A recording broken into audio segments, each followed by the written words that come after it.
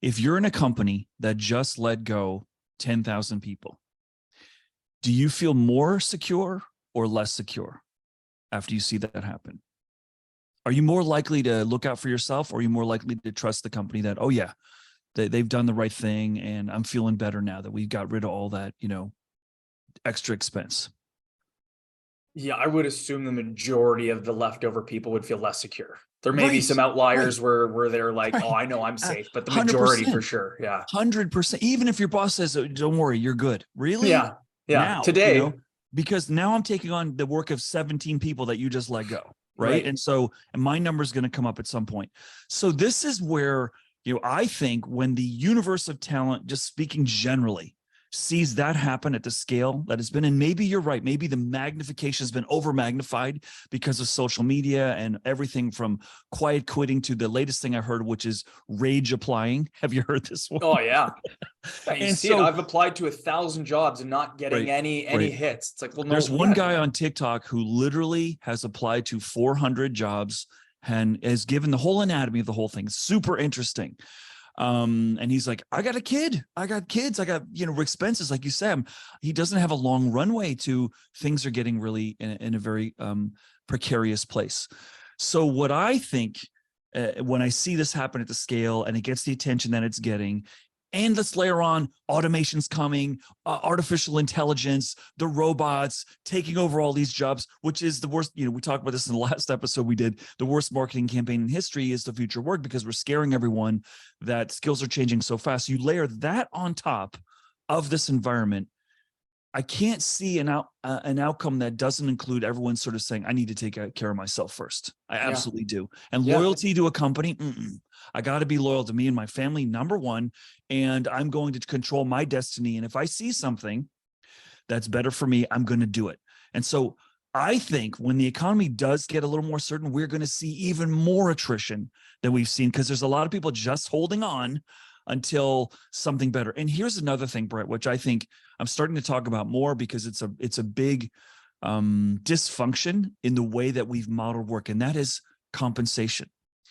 Everyone knows now that if you move, you will get more money than if you stay.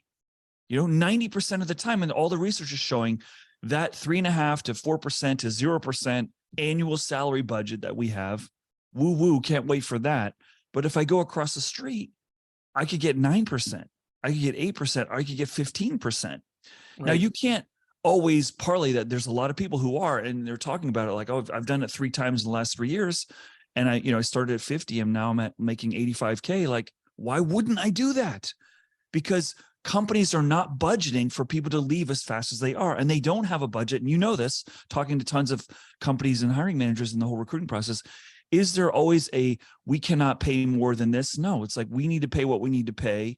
And sometimes, we'll throw in a signing bonus and we'll do something. But when it comes to annual increases, there's definitely a finite limit, right? And so that broken model for the highly, mobile workforce is getting completely taken advantage of right now. Yeah, And companies, I will say there are a few companies, and I sit on the board of a few, that are like, okay, we used to look at salaries once a year. Maybe we need to look at them 4 times a year, because the market's wonky right now. It's changing quickly. So, and all that stuff around how you pay me goes to my trust. How you treat other people goes to my trust. How you conduct a reduction goes to my trust. And so the word that we haven't used is, I feel like jobs are becoming almost transactional now, and yeah, that, how can you expect to ask people to be more loyal after you go through something like you just went through? Like, how can you yeah. possibly do that? It's like, that's not part of the game anymore. And it used to be a formula. And I was at a conference recently in an industry, healthcare, where there's just a lot of churn and a lot of turnover. And I asked people, what their biggest frustrations were, and it's like, oh yeah, people moving. And I said, how many of you have kids who are in the job market in the last 3 to 4 years? And so about a third of the room raised their hand. I said, how many of you had them come home at some point for the holidays and say, and they're in a really good job and a really good company, and they came home and said, yeah, I think I want to do something different. And half their hands went up. Right. And I said, how did that make you feel? And they're like, terrified, because that's not how they measured their relationship to work. Right. And I said, so those are the kids that you raised, okay, with your values and, whatever. And that's the demographic that terrifies you that you're trying to employ right now, is that it's Yeah. a changing, yeah, it's interesting for now, and commitment to someone today in that 20 to 35-year-old age range.